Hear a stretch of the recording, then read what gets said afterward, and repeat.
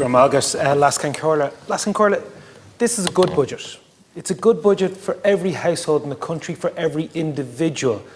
And as a Minister of State in the Department of Finance, it gives me great pleasure to rise to commend this budget to the House, but also to speak to the conditions that have allowed us to deliver a good budget. The conditions of our economy do not happen by accident. They're not some fluke, as some people would imply.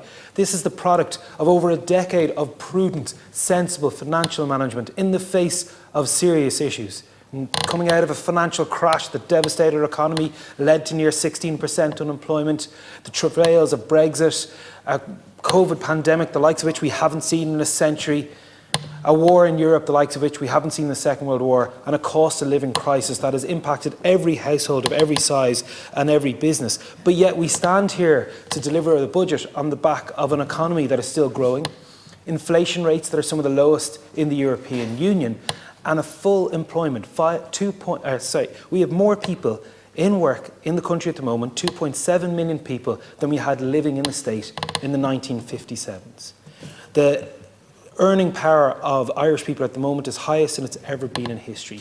It gives us an opportunity to have record tax take, not just corporation tax, but also income tax and VAT.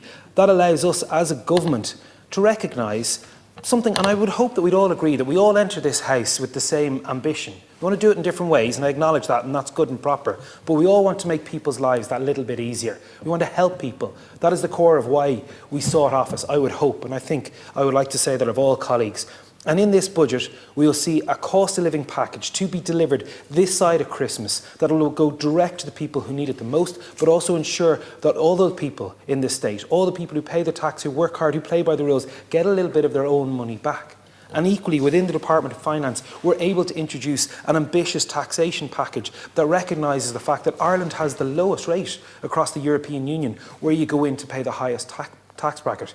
And that is right that we have increased that threshold by €2,000 to make sure that we hope someday I would get to a threshold of €50,000 before someone pays the upper rate of income tax. But equally, that we've seen a cut to USC up to earnings of €70,000, and that's right. And that's not introducing 22 new taxes that will stymie an economy and punish people for working hard or for trying their best in society. But beyond that, we also see taxation measures being used best in the way we want to deliver housing. And this budget, Lascan Corla, no one can deny, but it is ambitious in building housing. 10,000 social homes to be built. We'll see renewed figures in terms of what we seek to deliver.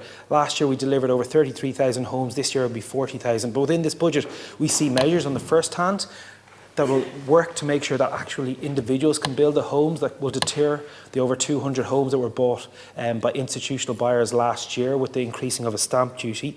But equally, that we will see that the people who've worked hard all their life, who've bought their own family home, who've paid tax on it once, if not twice, can leave it to the next generation. Of course, taxation will be paid and should be paid, but the threshold at which taxation is paid is increased in the recognition of rising property prices, but also in terms of rising contribution.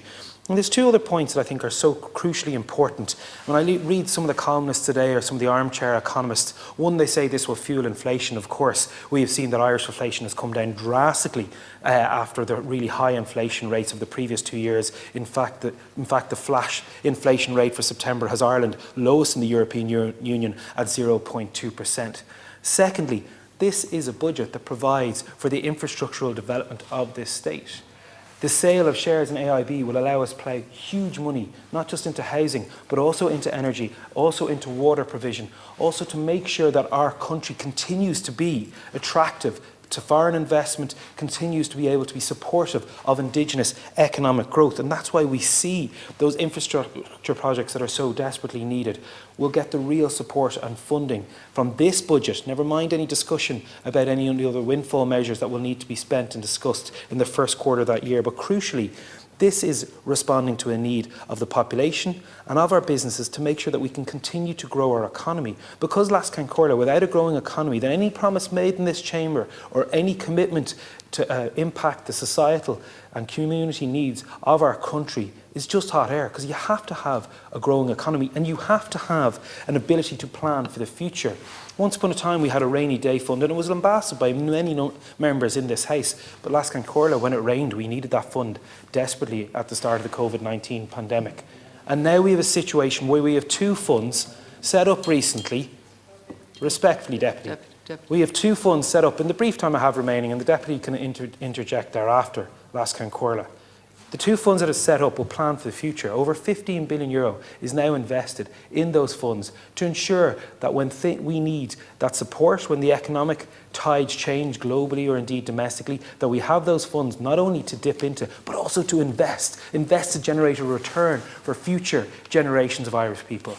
Lascan Corla, this is an ambitious budget for an ambitious country that knows that we can and will continue to develop economic growth. That unlike before, we have our economic model spread across a number of industries, life sciences, of course, pharmaceuticals, med tech, equally in the tech sector, and but crucially within my own brief in the Department of Finance in International Financial Services, a sector that now employs 57,600 people and will employ a further 9,000 in the coming years. Lascan Corla, I commend this budget to the House.